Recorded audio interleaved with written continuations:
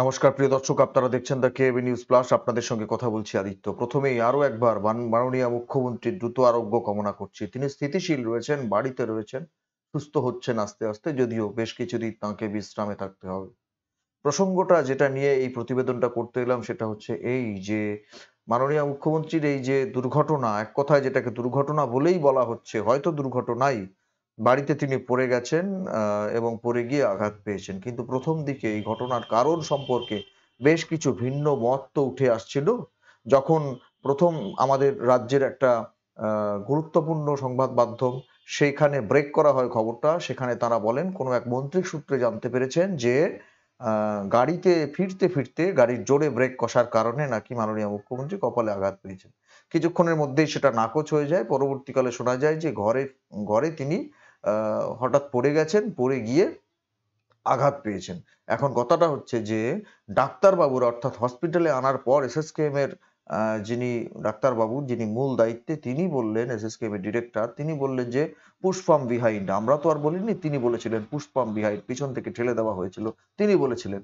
তারপর তার এই বক্তব্যের তীব্র প্রতিক্রিয়া শুরু হওয়ায়, বিভিন্ন রকমের গন্ধ পাওয়া, এবং গন্ধ পাওয়া কেন, তদন্তও তো শুরু হচ্ছিল। লালবাজার থেকে পুলিশও তো তাঁর বাড়িতে গিয়ে তদন্তের কাজ শুরু করে দিয়েছিল। তাহলে এই যে বিভিন্ন বিষয়, বিভিন্ন মতামত উঠে আসছে, এই বিষয়টাকে এক কথায় দুর্ঘটনা বলা হচ্ছে, সে খুব ভালো কথা। কিন্তু ডাক্তারবাবুরা প্রথমে নিজেরা বললেন যে পুশ ফ্রম বিহাইন্ড, পরবর্তীকালে তাঁরা তাঁদের বয়ান পরিবর্তন করে বললেন কি না, উনি অনুভব করেছিলেন যে পিছন থেকে কেউ ঠেলে দিয়েছিল, আসলে কেউ ঠেলে দেয়নি। সে ঠিক আছে, বাদ দিলাম। কিন্তু তাদের এই যে বিভ্রান্তিমূলক বক্তব্য, সেটাকে একপাশে সরিয়ে রেখে তৃণমূল কংগ্রেসের সমস্ত নেতা নেত্রী, সাংসদ, বিধায়ক, এই নির্বাচন প্রার্থী, এই ভোটের প্রাক্কালে তাদের যে সমস্ত মিডিয়াগুলো রয়েছে, অর্থাৎ তাদের যে সমাজ মাধ্যমের বিভিন্ন প্রোফাইল, সেখানে একটা বিষয়কে সামনে রেখে ঝড় তোলার চেষ্টা করেছেন। কি না, গতকাল শুভেন্দু অধিকারী খেজুরির সভা থেকে নাকি এই বিষয়টাকে কটাক্ষ করে একটা বক্তব্য রেখেছেন। সোশ্যাল মিডিয়ায় তো এমনিই ভাইরাল হয়ে আছে, আপনারা দেখতে পাচ্ছেন। ভোট এলেই চোট বলে একটা আহ, বক্তব্য, শুভেন্দু অধিকারীর পুরনো বক্তব্য একটা ভাইরাল হচ্ছে, এবং বিভিন্ন জায়গাতে আমরা দেখতে পাচ্ছি, যখনই আপনারা বুঝবেন যে চোট পেয়েছেন তার মানেই জানবেন ভোট এসেছে। এই ধরনের বক্তব্যগুলো তো সোশ্যাল মিডিয়ায় ভাইরাল হচ্ছে, বিভিন্ন সময় সমাজ মাধ্যমে ছড়িয়ে পড়ছে। এগুলো নিয়ে আমাদের তো কিছু বলার নেই। কিন্তু এটা তো ঘটনা যে অনেকেই আপনারা জানেন যে 21 সালে নন্দীগ্রামে নির্বাচনের সময় ওই 14ই মার্চ তারিখে মাননীয় মুখ্যমন্ত্রী পায়ে আঘাত পেয়েছিলেন। তারপরে তিনি উত্তর বাংলা থেকে ফেরার পথে হেলিকপ্টার দুর্ঘটনায় পড়েছিলেন। তারপর তিনি সুইজারল্যান্ডে হঠাৎ করে পায়ে চোট পান। এখানে এসে তিনি সঙ্গে সঙ্গে এসএসকেএম হাসপাতালে চিকিৎসা করেন। তারপর দীর্ঘদিন, প্রায় 1 মাসের উপরে, 22 দিন না 30 দিনের উপরে তিনি বিশ্রামে চলে যান। তারপরে আবার এই ঘটনা।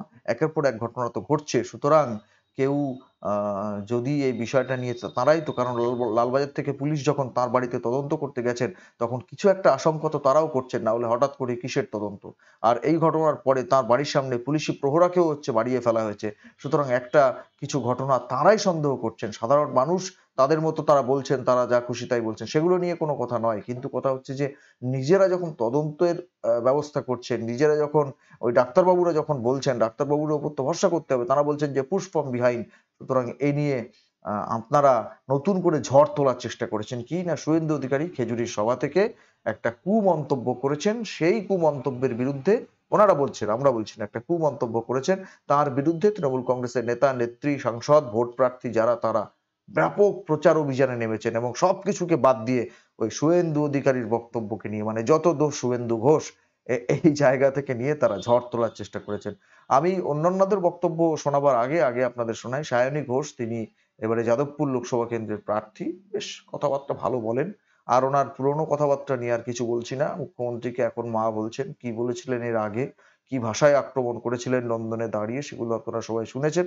সেসব নিয়ে আর কিছু বলছি না। এখন তিনি কি বলছেন আপনারা শুনুন। তিনি আবার বলেন যে আমি যত না অভিনেত্রী, তার থেকে বেশি সভানেত্রী। মানে স্লোগান রেডি আর কি, একদম চেহারায়, পোশাকে, আচার আচরণে দিদি দিদি ভাব, সেটা ওনার সবকিছুর মধ্যে দিয়ে ফুটে ওঠে, এবং কথাবার্তা সেরকম বলেন, বাংলা হিন্দি মিশিয়ে বেশ ভালো বলেন, হিন্দিটা ভালো বলেন, শুনতে ভালো লাগে। আপনাদের শোনাই সায়নী ঘোষের বক্তব্য, তারপরে নিশ্চিতভাবে শোনাবো যে শুভেন্দুর কোন বক্তব্যের জন্য আহ এইরকম ভাবে ঝড় তুলেছেন সোশ্যাল মিডিয়ায় তৃণমূল কংগ্রেসের পক্ষ থেকে। শুনুন আপনাদের কি বলেছে শুনুন। নমস্কার। আপনারা জানেন যে গতকাল রাতে আমাদের মাননীয় মুখ্যমন্ত্রী তথা মাতৃসমা দলনেত্রী মমতা বন্দ্যোপাধ্যায়ের সঙ্গে একটি দুর্ঘটনা ঘটে গিয়েছে। বাড়িতে আকস্মিকভাবে পড়ে গিয়ে একেবারে রক্তারক্তি অবস্থা। হসপিটালে নিয়ে যাওয়ার পরে কপালে 3টে সেলাই ও নাকে 1টি সেলাই পড়েছে। মাথার স্ক্যান হয়েছে এবং এতটা ধকল যাওয়ার ফলে খুব স্বাভাবিকভাবে উনি একটু দুর্বল। এরকম অবস্থায় ওনার ঘোরতর বিরোধীরাও ওনার দ্রুত আরোগ্য কামনা করেছেন। কিন্তু আজকে খেজুরি থেকে একটি সভায় পশ্চিমবঙ্গের বিরোধী দলনেতা শুভেন্দু অধিকারী মমতা বন্দ্যোপাধ্যায়কে নিয়ে অত্যন্ত কুরুচিকর মন্তব্য করেছেন এবং ওনাকে নিয়ে ব্যঙ্গ করতে করতে বলেছেন যে ওনার মাথা ঘুরে ঘুরে যাচ্ছে, উনি ধপধপ করে পড়ে যাচ্ছে। বলাই বাহুল্য যে শুভেন্দুবাবু পুনরায় নিজের নিম্নরুচির পরিচয় দিয়েছেন এবং মা বোনেদের প্রতি ওনার ভেতরে যে এক গভীর ঘেন্না রয়েছে, অসম্মান রয়েছে, সেটা প্রকাশ পেয়েছে। उन्होंने जो आज एग्जाम्पल सेट किया उसको बोलते हैं विनाशकाले विपरीत बुद्धि। आप है कौन? और आप जो भी हैं सब ममता दीदी की बदौलत है। आज देश के प्रधानमंत्री, आपके पार्टी के सर्वोच्च नेता नरेंद्र मोदी जी ने भी संवेदनशील होकर ट्वीट किया है ममता जी के लिए। विपक्ष के हर छोटे बड़े नेताओं ने उनकी खबर ली है और यहाँ पे आप हैं जो ऐसी घिनौनी बातें कर रहे हैं। आपके घर में भी तो मां है ना, उनके साथ भगवान न करे ऐसा कोई हादसा हो जाए और लोग उनका मजाक बनाएं तो आपको कैसा लगेगा?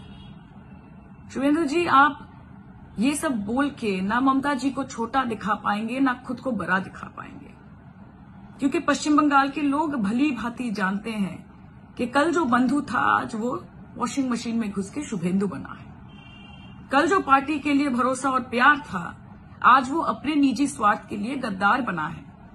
और वो ये भी जानते हैं कि फल चाहे जितना बड़ा हो जाए वो कभी पेड़ से बड़ा नहीं होता।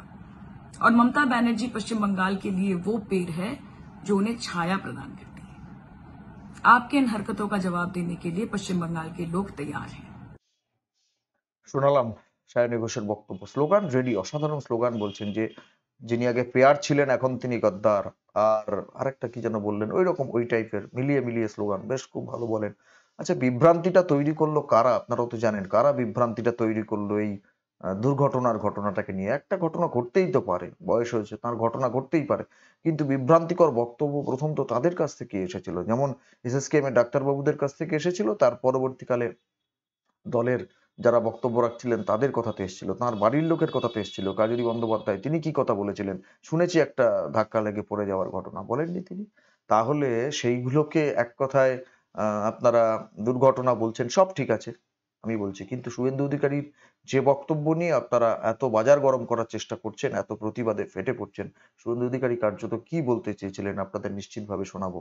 আমার তো মনে হয়েছে, নিশ্চিতভাবে শোনাবো শেষে কথাটা, আমার মনে হয়েছে যে কোনো, প্রথম কথা তো নাম করে কিছু বলেননি, আর 2 নম্বর কথা, আপনারা জানেন সাম্প্রতিক সময় আজকে ভোট ঘোষণা হবে আর কিছুক্ষণের মধ্যেই, আপনারা জানেন যে বিভিন্ন টিভি চ্যানেল বা বিভিন্ন সমীক্ষক সংস্থা তারা কিন্তু সমীক্ষা করতে ইতিমধ্যে শুরু করেছে এবং সেই সমীক্ষার ফলাফল কি আসছে সে তো আপনারা জানেন। কোনো চ্যানেল পশ্চিমবাংলায় 25টা আসন দেখাচ্ছে, কোনো চ্যানেল 22টা দেখাচ্ছে, কোনোটা 23টা দেখাচ্ছে।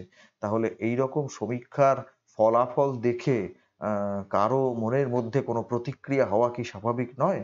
এবং সত্যিই তো যে জায়গায় কতগুলো আসন পেয়েছিলেন, 18টা যদি বিজেপি পেয়ে থাকে তাহলে 2টো কংগ্রেস পেয়েছিল, বাদ বাকিগুলো তো তারা পেয়েছিলেন।